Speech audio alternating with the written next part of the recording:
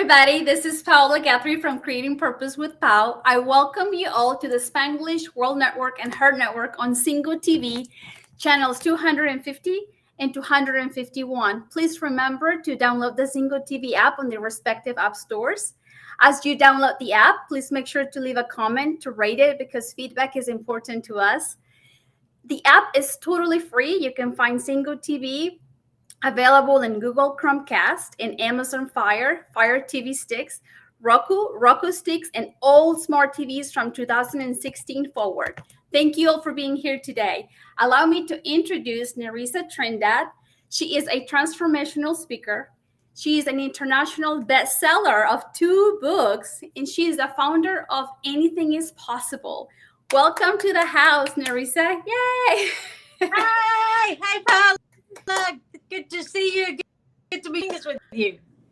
Thank you. We're having some technical difficulties, so we're gonna hopefully everything goes smoothly now. So please tell us a little bit about you, so our audience get to know you more. Sure. Well, I think that the technical difficulties was because I'm actually doing this interview with Paula in the US. So we're trying to. No, it's really been great. So hello to everyone. So I am an author, a facilitator based out of Australia. I'm on a US tour, speaking, attending some events, and well. So yay! I can't wait for that as well. So tell me, what else do you want to know? Well, let me tell the audience that you just arrived to the U.S. from Australia. So you were in a 30-hour flight. And then one of my beautiful guests canceled on me last night. And today I was like trying to search who I could interview. So kudos to Nerissa for saying yes. It's like she just arrived and she's willing to navigate through this interview. So I appreciate your time and being here totally with us today. Fine. I think we were meant about 2 weeks' time, but today is better than any day, hey? Yes. So please tell us, let me tell the audience that you are an outstanding speaker who goes and trains leaders and corporations. So in one of your trainings, I was able to observe, and you talked about listening, learning, and leading. So could you tell us a little bit about that? Yeah, sure. In terms of leadership and what I think leadership is, I think a lot of people talk leadership. They think about having a title, or they think about, I need to have in an organization or a big team that I lead and manage. And they think I can't be a leader. And those are kind of the prerequisites that I need. And I think leadership it's none of those. It's not a team. It's not the number of direct reports that you have in an organization. I think for me, what leadership really is how we show up, how we operate, how we communicate, and really have by example. And as you were saying, in terms of what it means to really does come down to those 3 things, which is to listen, to learn, and to. I think when we start to listen, we sometimes listen to when we're listening to respond. So, I'm listening, but I'm really listening to respond. But I think when it comes to being a good leader, to understand, listening to understand what that person is saying, understand what they might be trying to tell us, even when they don't. Listening to the quietest voice in the room, listening to the person that, and listening to the person that might have a brilliant idea, but really hasn't. We engage that person and bring them into the conversation, and then listen to. And when they do tell us what they're saying, as leaders, we should be willing to look. We get to the stage where we think, and if I think back to my first leadership pilot, one direct report, and a title. And I think about that, and I think, well, I had to know everything. I needed to know all the answers.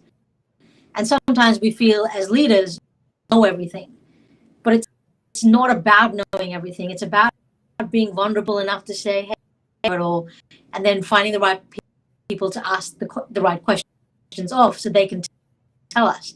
Then we need to listen, and then we need to continuously learn and grow so we can adapt into new ways. And when it comes to leading, I think it means leading, like what I was saying about leading when it is uncertain, leading when we can't see the way forward, when we can't take the next step is, even then being willing to lead and being willing to say the things people haven't said and step out into places that haven't been stepped out and forge and build and see the change that we want to do. And when that starts to happen, but it's about feeling the fear and trying step by step, and the more we do it, the better it will get. Thank you. Yes, I totally agree with you. And whenever I was observing this presentation, I was like, it's like, it's true, because we have to learn to listen. I have the privilege now to be a leader in a classroom.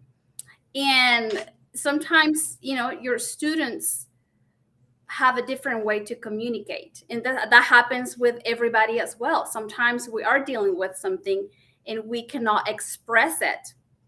So we have to be able to be clever enough to interpret, to the best of our abilities, what they're trying to say. Sometimes they can't articulate. Sometimes we don't articulate as well, to be able to communicate clearly. So yeah, as leaders, it's like we do have to be able to see beyond what they're trying to say. We have to learn to see beyond the words. And I totally agree with you. If you're choosing to be a leader, it's like you have to learn. As I said, learning is an essential habit that comes with leadership, because things are changing, things are evolving, and we have to learn to adapt and lead with those new changes, as well as learning to lead with the right strategies and tools. So yes. Also, on your presentation, you mentioned to be open, to be open to different perspectives. And I learned so much from that presentation, Nerissa, because I am the type of person that doesn't like to ask. I am willing to get it done myself and not to put you in a spot where I don't want to inconvenience you. But through the presentation, you said you did an exercise. And through the exercise, I realized that people want to know that they're needed. Like if I need something to be done, and if I ask someone, hey, I really need you, it's like using the right tonality and the right words is like people want to, like I want to be needed. It's like, so it's like it's part of learning to interact with others. And to me, like that was a huge perspective. That changed my perspective of asking people to do something. But it's like if I be honest and authentic and ask for, is like, I need you to help me with this. It's like your exercise just turn it around, and I'm like, oh wow, you make someone feel important and appreciate it. Yeah, because I think often, like you're right, Paula. I think sometimes we feel like we don't need to it all out, or we feel like it's like asking for it's incorrect, and we shouldn't step into that. We should know all the knowledge. We should have all the response. We can be vulnerable and actually say, hey, by the way, I need some help in this. Beautiful, not only vulnerability in that, but as also an acknowledgement and understanding that somebody a different perspective, that somebody else might have a different way of doing something, and we're to that and open to other perspectives, not just our own, because even without leading in life, I think when we think about perspective, we think just from our own, right? Because that's what our experiences have been and what we've been through. So a perspective that has been what has got us to this point. But it's important to ask for help, to be willing to listen to people, to be willing to go, if rather than going, oh no, that's not possible, like actually asking, well, how possible? Like, tell me more, show me more, and being willing to come at it from a point of really wanting to. Yes, because we all have different filters. We all have grown up with differing experience. So my level of trust might not be the same as your level of trust. Your level of loving might not be the same level of my loving, because we have differing experiences through life. Maybe mine has been like, do not trust anyone, do not share your love with anyone, because you're gonna get hurt. So sometimes we have our own filters, which is our our programming already that we grew up with. So we have different perspectives of situations. So if Right. if here we go. I've learned to be curious, and I've not only just, I'm trying not to forget. Now as I'm back in the classrooms, I'm like, okay, be curious. It's like, don't take it personal. Be curious. It's like, how could you, make this situation, good out of it? How can you make this better? How can you engage them a little bit better? So it's like, Yeah. I totally agree. And it's like the curiosity is one of the things that it has helped me to be curious. So ask. Absolutely. Then another one, beautiful bullet point that you mentioned in this training, it was people first before the identity. Could you please dive into this main point?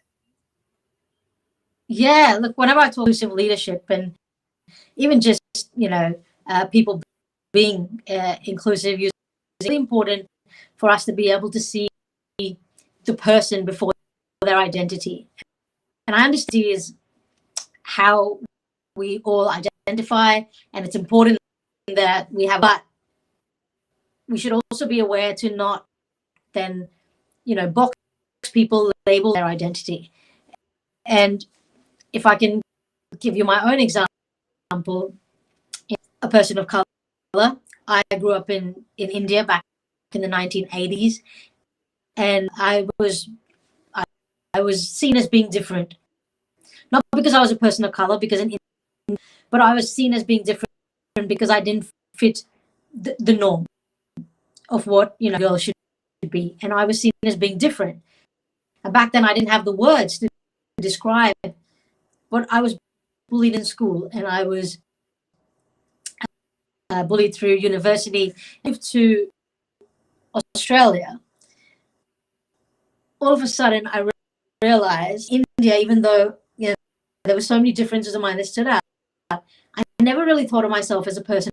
I moved to Australia, and when I moved to Australia, I realized, well,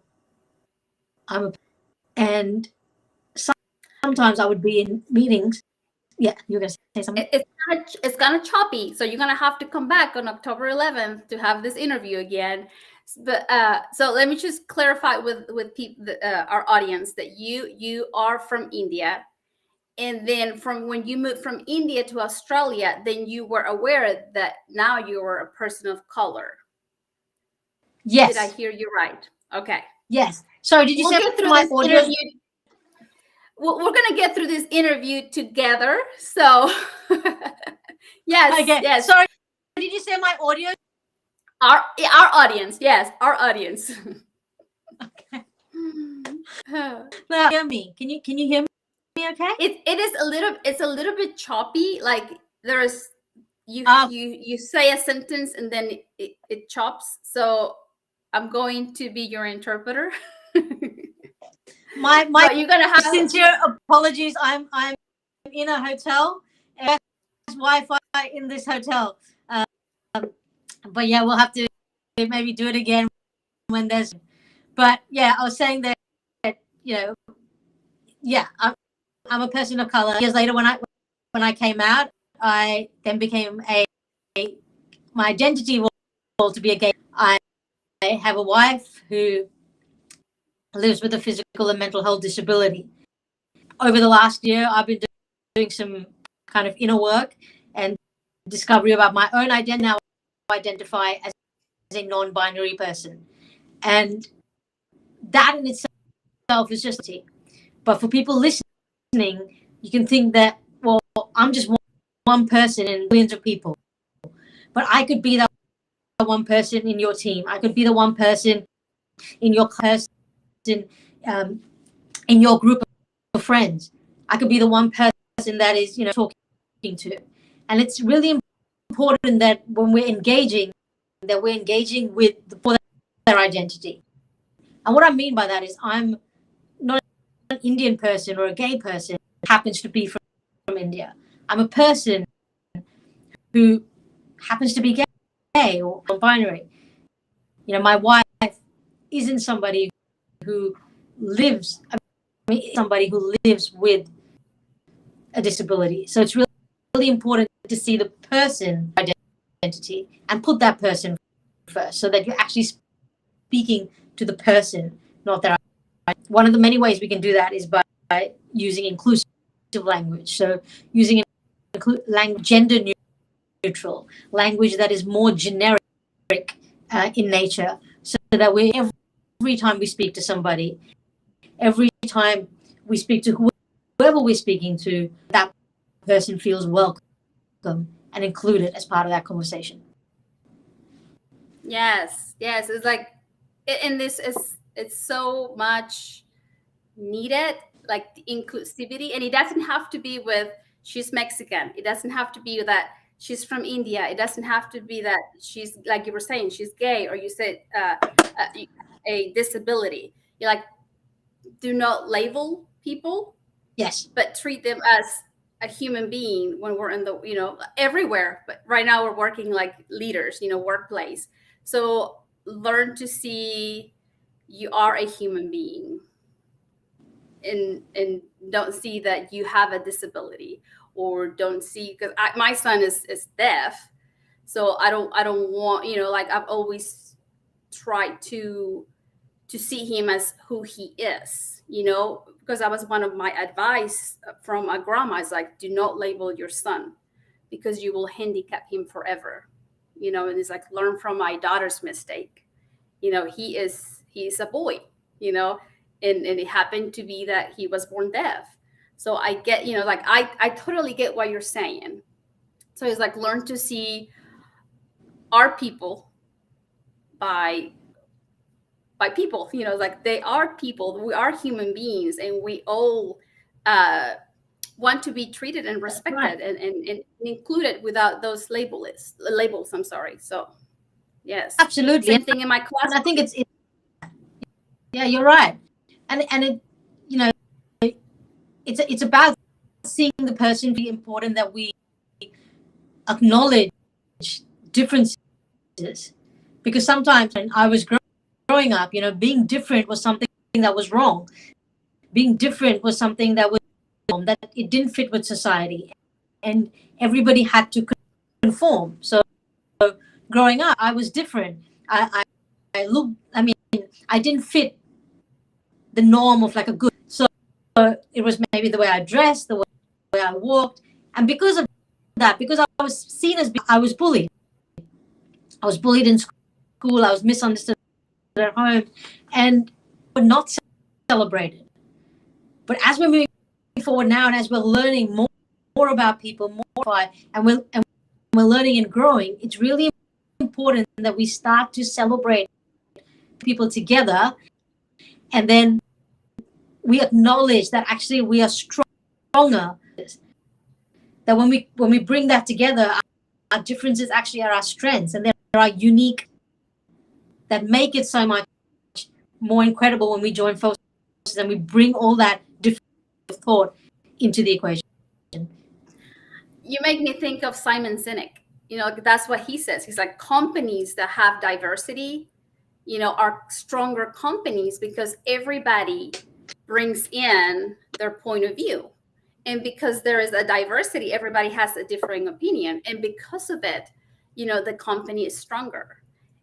And I was amazed though, whenever he shared that is like the strongest companies out there are the ones that have more diversity, because we all bring something to the table. We all have talents. We all have, different backgrounds that we can say, well, where I'm from, this is how things are done, and these are the results. So if we learn, to just be curious, here we go again, just be curious and be like, okay, tell me about India. How can, how could we solve this problem if we were in India? And then if you get different heads together, then we're more likely to develop a better, customer service, or just better quality. Absolutely. of It's yes, it's like new ideas, new creativity, like all comes from an existing idea, or providing a new or different perspective to that. And if we've always done it, like if I keep, think about, many things in my life that a different way to do it, and I've gone, oh wow, that's actually so much better. But that's because we must be open to that. Because if we keep doing what we've done, we're all. But if we want a different result, if we want something new, then we have to change, but also what we're listening to, what we're learning, how we're incorporating different perspectives into that, lead through a lens of curiosity, awareness, understanding, and acceptance in order to get that. Yeah. Yes. Now that you say that, 5 years ago, I had the opportunity to walk into a classroom for the very first time. And now that I am back, is completely different, because I'm walking in with a better mindset. It's like all these trainings, all these neuroscience, trainings we've taken together, is like I walk in the classroom with a totally different mindset of leadership. I'm there to serve, but also is like I let them know, that I am the instructor, I am the leader, but I don't want you guys to follow. I want you guys to be leaders as well. So we're gonna, meet me halfway. That's what I tell them. It's like, because I'm teaching biology, so some of them don't like biology.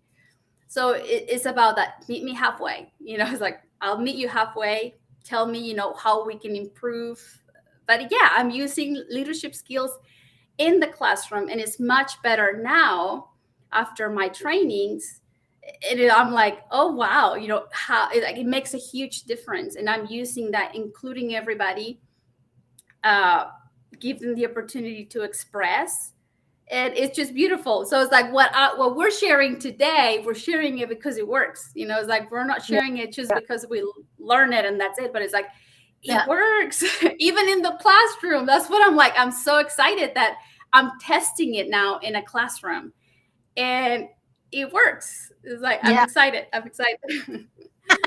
So, and I really like what you're saying there in a classroom, and really being, willing to see how it goes, and that thing, I don't know all this, meet me halfway. And as you were talking, something in me to think about, like that is so linked to like the importance of the bits of our story that we share as leaders and as individuals, because a lot of them share parts of our story because we think, well, I didn't do well experience, or I failed a bit, or I didn't succeed, therefore I shouldn't share that. Come across as I'm confident and I know everything, and I should only share my success stories. And even in the classroom, when you're teaching kids, you're like, well, I don't want to tell them a time that I didn't right. But it's so important that when we do share stories, that we have our own stories, stories that we've lived through, stories that we've grown through, really people can understand, like they can connect, because stories are so important to share that vulnerability. So people go, actually, you know what? I see myself in your story. I feel as leaders, when we're able to share our stories, it allows us to people to see, well, our journey is not very different from theirs and from mine, or it might be completely different, but I can relate to aspects in yours. And more that we're willing to share stories and share those bits of ourselves and be vulnerable, I think makes us better leaders. Yes, yes. And it's like those, it didn't go the way I wanted to, you know, we were learning. We were learning through the process. And once you figure out the formula of how it works, then, you know, I am like I'm celebrating. That's one of the things you were saying is like learn to celebrate each other. And as a brain health trainer, celebration is a huge thing, Nerissa. But this last week, I had a coaching session, and I was telling my coach, okay, I started a new routine. You know, I'm going to the classrooms now, so I have to get up early. I said, I do wake up early, but I'm not working out. And then she said, okay, well, what do you want to work out? I said, I want to work out because it's good for my body and it's good for my brain. And she's like, okay, so why do you think it's good for your brain? I was like, because it's going to keep me healthy. But she noticed that my question, the way I was answering questions was like, because it has to be that way. And my final answer was like, well, because that's my standards. So she said, do you celebrate after you do that? I was like, no. I said, that's my standards. And she's like, that's the problem. It's like, you're not celebrating those small habits. If you start celebrating every time you work out, then you're teaching, you know, like she was like putting my psychology back on me. It's like, if you learn to celebrate those small habits that you want to keep, then you're teaching your brain to do more of it. So I was like, oh, wow. So that was a big aha moment, because we might have standards, but we're not enjoying our standards because we're not celebrating them every day. So yes. So that's it was true. And trainer said something to me very similar, because, you know, I've been trying to train for a while. So this week when I trained like every day, and then I met, she asked me, like, why do you do it? And I said, like, similar. I said, well, I feel like I feel better physically. It's good for me. And she said, that's the right answer. Because if you're training because, you know, you want to lose a certain amount of kilos or something, or you're training the right thing to do, then that's not the answer. There has to be a bigger why to why. So it's really interesting that you had that same conversation going, oh, yeah, that's right. Yes. And then guess what? Yesterday, I got up at 4:30. I celebrated myself. I was like, good job, girl. You got up. And then as my routine went, if it's, you know, I was like, okay, good job. You know, like you did it. But it's like truly celebrate ourselves, because I think I don't know if one of your mentors, if you heard one of your mentors that says that life is a celebration. That's from Tony Robbins. I heard Tony Robbins said one time, you know, life is a celebration. So I thought, okay, celebration is like being grateful. And it is part of it, you know, being grateful. It's part of like being, you know, celebrating life. But now I understand that life is a celebration, because we might celebrate those small moments, those small habits that we practice every day. And, you know, if we're happy with them, it's like we're going to do more of them as we grow. We celebrate it, and the more we do it, I think it trains our brain as well. Like, you know, back to what you were saying with the brain, celebrate, it creates this like neural pathway in your brain that you can actually do, because the celebration enforces the behavior. It's similar, like, you know, and like the dog does something, you go, really, you just say good dog, and then you reward the dog, and then yes, and you go, good job. Good. Correct. And it's the same for us. Like when we do something, we celebrate it, and celebrate even the small wins, because it trains our brain then to do that. I can achieve that, and then therefore next time I can step bit further out of my comfort. And it might not go well, but I know I can try it again. And then when it does, you go, praise yourself even for trying. Yes, because, okay, let's just use the dog for an example. The dog gets to hear you say, good job. The dog gets to feel, that you're patting him. It feels it, the nervous system, it feels that he's doing a good job or she's doing a good job. So same thing with us, it's like we say it, we hear it, and we have to feel it like internally, and also like a pat on the back. So yeah, so it's like there are ways to retrain our brain, retrain our nervous system for the good, for the greater good. So yes. Now let's go to the next one. Let's go to the next one. You also talked about. Let's go to the next one. Question. I'm just going to jump and plug my phone in, okay? Because we switched from computer to phone, so I'm just going to plug it in. Yes. Go for your it. Question. Okay, you talked about to ensure that everyone belongs. This is another one you talked about, and we kind of cover it with making everybody feel like they're needed.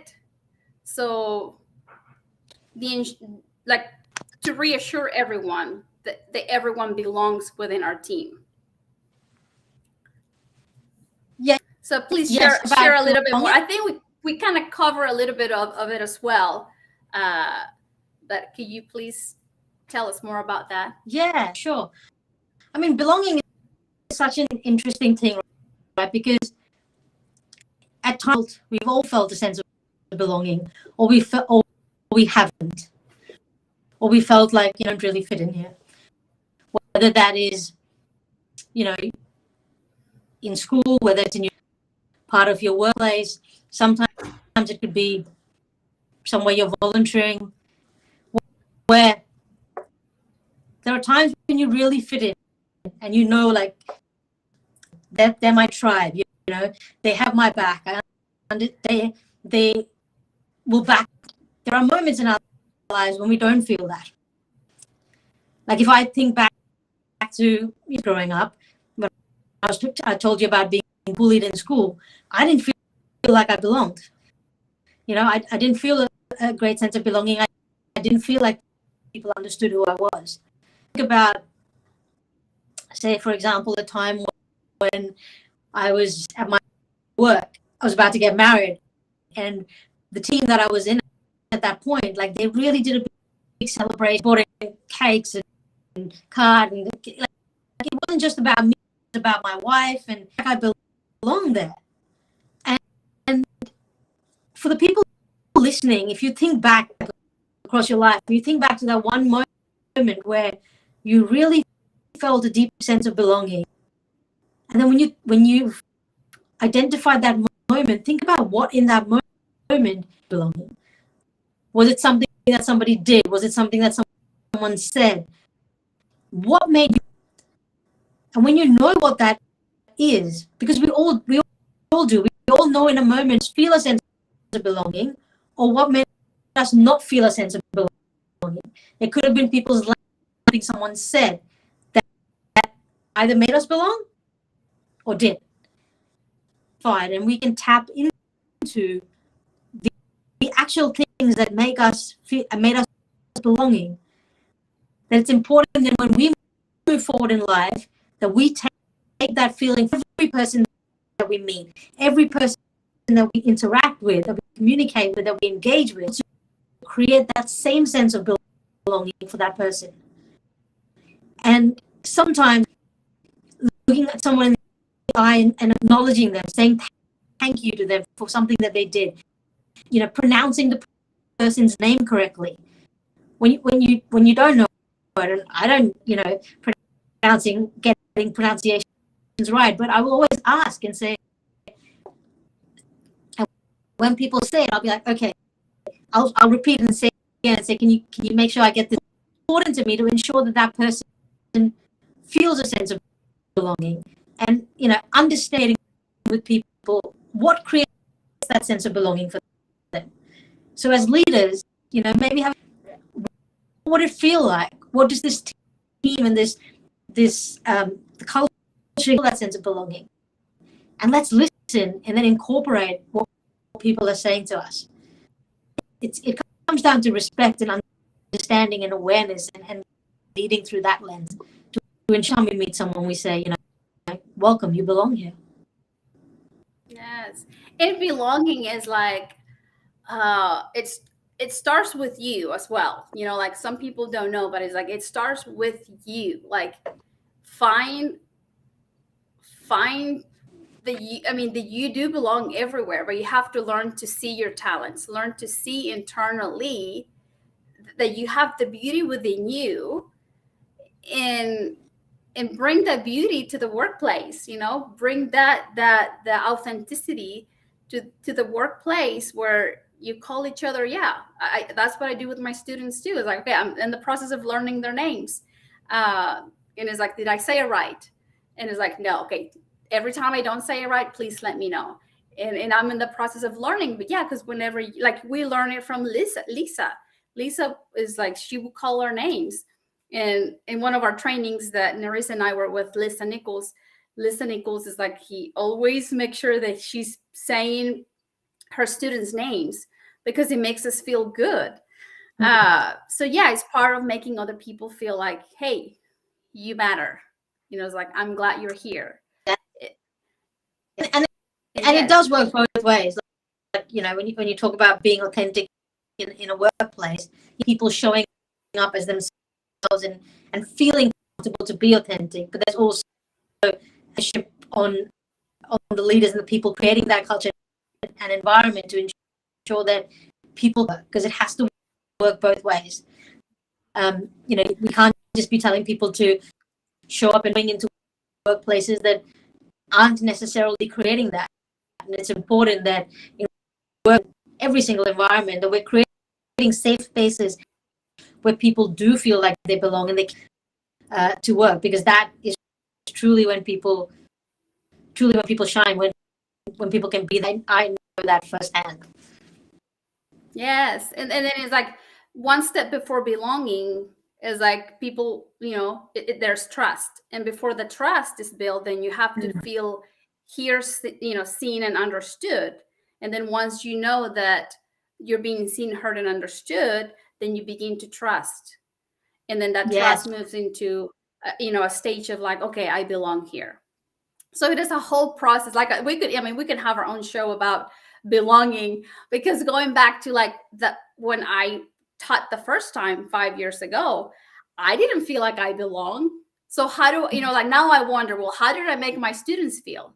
Because if the leader of the classroom didn't feel like she belonged there, because I didn't know what I was doing, it's like I felt like, oh my gosh, everything was new. So I didn't feel like I belonged at first. So it is a process. I think belonging is just a beautiful subject, because it's like it is a process of, I totally believe that it begins within, and then as you feel seen, heard, understood, then you're willing to give that trust, and as the trust builds, then you feel more comfortable, and you're like, okay, I belong here. They're making me feel this warm feeling, warm sensation. So. But yeah, it's like belonging. It's a beautiful subject that it just has a very broad and beautiful content that we can talk about for days. Yeah, so true. And then you talked about open new ways of working. Could you please share with us about being open for new ways of working? Yeah, look, I think the like if we reflect and what this whole global pandemic has done and unraveled for us, never thought possible before, are now like everyday practices, right? Like, I mean, even from home, within days and weeks, like they were being done from home. Things that as individuals had to learn, new ways of doing things, new technology, new ways to even communicate with our family and our partners and loved ones at home.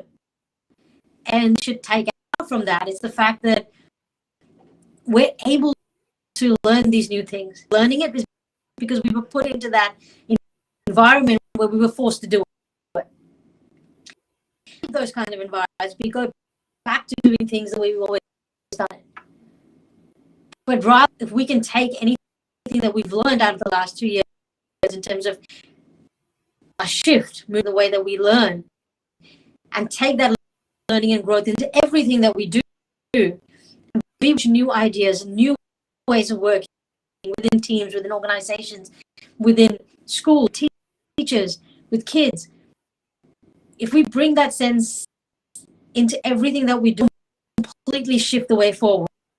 Because so many times we go, okay, well, I'm not going to do that because we've always done it this way. I'm not going to try that this way. This is how we do it here, right? Like so many times I hear that. And always done it this way, then we're always going to get the result that we've got. If we want a new outcome, if we want to create something that's different, then we have to be something different, to say something different, to ask new questions, and we have to be willing to do things that we've done before. We have to be willing to be open to new ideas, new views on the way to approach things in order for you to learn and to grow. Yeah, innovation, right? Like innovation moves us forward. And change, this is a silly thing. Change is always happening.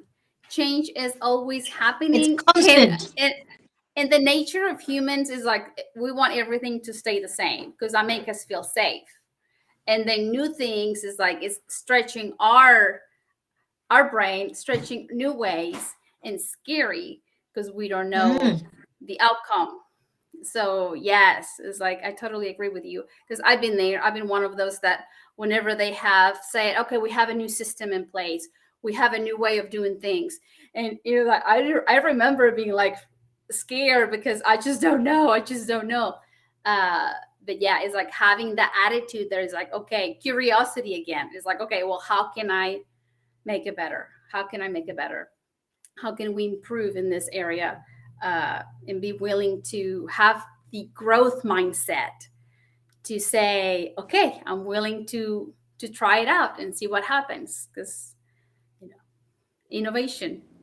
So now tell us about you. You just you're here in the U.S. for how long, or like what is your what are your plans? For about a month. So what I do in Australia, so I'm a keynote speaker, present. Yeah, I'm in the US to attend some events. I'm attending a speakers mastermind. I'll be attending an event later. I've got a couple of keynotes to do while I'm traveling a bit. I'm currently in Orlando getting my body clock reset US time, which is about 14 hours or 17 hours earlier time. So yeah, working that out and getting ready for the month. Absolutely incredible. So can't wait for it. I can't wait to meet you event on the 8th of October, which is going to be amazing. I can't wait to share stage with you. Yes, we're going to be sharing a stage in Dallas October 8th. So that's going to be awesome. It'll be the first time I'll be meeting Nerissa in person. So yes, I can't wait. So if you're from Dallas area, come and see us. We're going to post in social media where we're going to be speaking at. It's going to be 3 speakers. And, we're going to talk about positive psychology, your core psychology. Yes. I was talking to one of my students in my classroom, and he raised his hand and he said, now tell me more about identity. I was sharing with him in a strategy. And I said, well, tell me a label or a nickname that was given to a person. And he said, chicken. I said, okay, chicken. I said, was that a good label or a bad label? He said, well, it was a bad label. I said, okay. Was it like made it feel weak? And he said, yes. Okay, so the way you change your identity, I said, is like you're no longer labeled by chicken anymore. Like that's no you anymore. Now you are a strong, person, wise, smart. And he's like, oh, it's like it's just strategies. So I'm glad you mentioned Yeah, that. Yes, changing the narrative. we're gonna yes, changing the narrative, changing the story. So yeah, I can't wait. So uh, tell us about speaking for impact. We only have about 5 minutes left, but share how amazing you teach. Amazingly you teach other people to speak. Oh, thank you. Yeah, look, the the reason is because when you meet me today, like I'm sitting here and chatting, and Paula's like, you're a speaker now, and people think, well, I was like just born this way, like this is a talent that I had, but it isn't. It isn't. And even though today I get to get to coach people through my Speak for Impact program and get them to share their story. My story wasn't this way always, because I was somebody who was terrified of speaking in public, of sharing my story. And I think it stems back to the growing up that I had, being bullied in school, being seen as someone different, and stripped away my identity, my confidence, my self-worth. And I lost my voice. Terrified even to put my hand up and read in class. Like when I'd be asked to read, I think chest pounding, I would get like really scared. I'd open my mouth to speak and like nothing would. So it became a limiting belief for me, because I thought, well, I'm never going to be a limiting belief. Then carried on into the workplace, where I'd be sitting. I knew the answer to a question and I could never raise my hand and share it. I would see people, go up and speak on stage and deliver messages, and I'd be like, how do they drop and do that? And I thought to myself, look, I too have a story that I want to share with the world, and I want to find a way to be able to do this. And it was to impact one other person in the world. Then I said it's worth sharing it, because I can. So I then realized that I had to step out of my comfort zone, deep dive into that fear and that limiting belief of having to speak. And I got some of the world's best coaches. I did the work, and a lot of people think something that you're born with, but like everything in life, it can be learned. And when you have the tools and you know the right techniques to do that, which is what I teach my clients now, it's fun and rewarding. And it was through that Speak for Impact was born. It was to allow people and to train people and show them that if you have you know the right techniques to be able to do that, that can be such an impactful. The crux behind Speak for Impact is to raise diverse voices, to share impact lives. And I do that through a program that I run, one of coaching clients. And now when I see my clients go on to, speak on bigger stages, and one is just like launched a book and launched a podcast and doing all of these amazing things. Wow. Like, that is why I do what I do, because when I can see other people going forward and sharing their lives, that is what Speak for Impact is about. And that's what gives me so much joy in being able to work, identify their story, stand on their story, and then share it in a really powerful and Thank you so much for being here. Thank you for your time and sticking with the technology issues.